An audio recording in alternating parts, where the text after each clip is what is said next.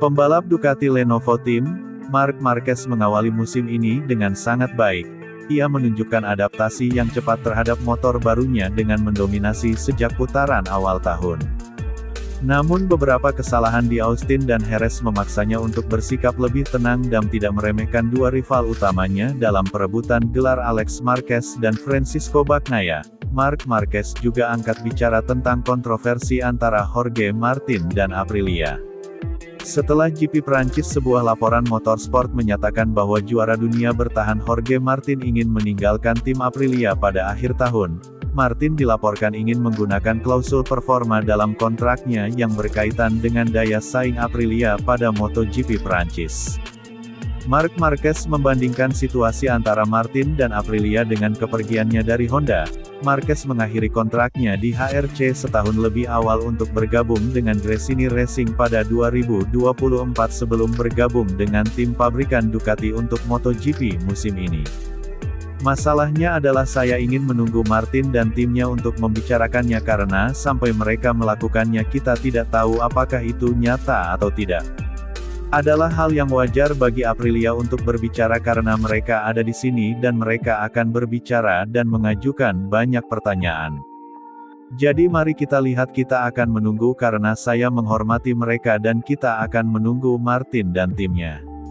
Saya rasa situasi saya benar-benar berbeda, pertama karena saya baru saja menyelesaikan 4 tahun dengan banyak cedera, kedua apa yang saya capai karena pada akhirnya kami adalah satu tim, adalah kami memenangkan 6 kejuaraan dunia bersama Honda dan kami memiliki hubungan yang luar biasa. Bahkan sekarang kami memiliki hubungan yang sangat baik dan pada akhirnya karena sejujurnya jumlah anggaran yang mereka keluarkan untuk gaji saya tidak diperlukan karena mereka perlu berinvestasi dalam proyek bukan pada pembalap. Jadi hubungan saya dengan mereka sangat istimewa dan itu adalah hasil dari kesepakatan bersama, kata Marc Marquez, sebagaimana dilansir dari Motosan. Marc Marquez juga tidak lupa untuk kemudian menanggapi komentar dari rekan setimnya sendiri di tim pabrikan Ducati Lenovo, yaitu Francisco Bagnaia yang mengklaim bahwa Marc Marquez dapat melaju kencang bahkan dengan traktor di atas lintasan balap MotoGP.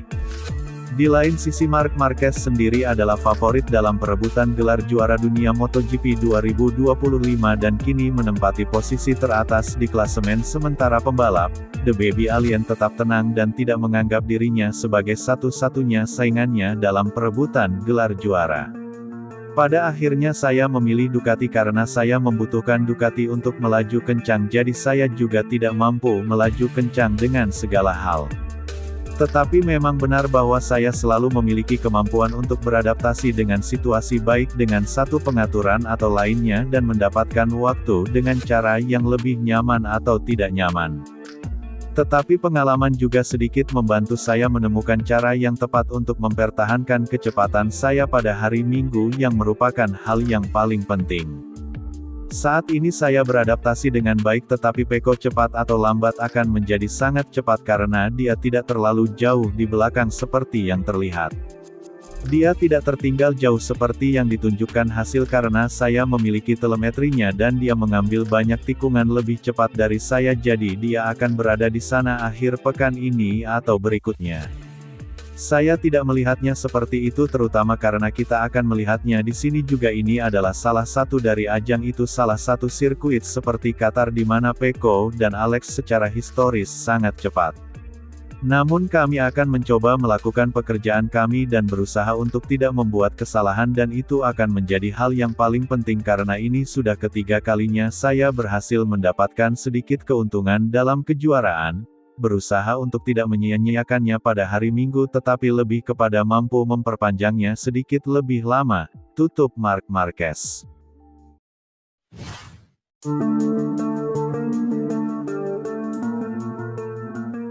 Pembalap Honda HRC Castrol, Joan Mir mengharapkan keberuntungan di MotoGP Inggris 2025 setelah nasib apes yang menimpa pada seri-seri balap sebelumnya. Retiret dan terus retiret, demikianlah keterangan yang mendominasi hasil Mir sepanjang 6 seri yang bergulir di MotoGP 2025. Jelang MotoGP Inggris 2025 di sirkuit Silverstone dia justru dihadapkan fakta pahit. Dalam 6 balapan yang sudah terselenggara juara dunia MotoGP 2020 itu selalu mengalami nasib apes, entah itu jatuh sendiri atau disenggol dan ditabrak seperti yang dialaminya di GP Prancis. Semuanya membuat Mir gagal finish alias DNF. GP Thailand, Amerika, Qatar, Spanyol dan Prancis semuanya gagal diakhiri dengan hasil finish oleh Joan Mir. Satu-satunya seri yang dituntaskan oleh Joan Mir adalah di seri kedua yaitu MotoGP Argentina 2025 dengan hasil finish P9 dan P8 di sesi sprint race dan balapan utama. Momen di GP Prancis 2025 mungkin terasa lebih menyesakkan bagi Mir yang juga merupakan juara dunia Moto3 2017 tersebut, di mana dia menjadi korban sembrononya Enea Bastianini dari Red Bull KTM Tech3 yang tengah melakukan manuver dari dalam dengan agak ceroboh. Korbannya bukan cuma Joan Mir saja melainkan juga ada Francisco Bagnaia yang harus terseret dan bahkan meski sempat ikut kembali dalam rombongan akan tetapi pada akhirnya tetap gagal meraih poin, sedangkan Joan Mir sendiri sudah langsung KO tapi untungnya tidak ada cedera yang serius. Kecelakaan Joan Mir yang diakibatkan oleh kesalahan dari rivalnya tersebut kemudian membuat dia kembali kehilangan peluang untuk membuktikan diri ketika motor Honda RC213V mulai bisa diajak kompromi, di mana tahun ini Honda sudah mulai menunjukkan tanda-tanda kebangkitan. Kemenangan Zarco di Le Mans bukan jadi satu bukti sebelumnya kekuatan motor RCV juga mulai terlihat lagi.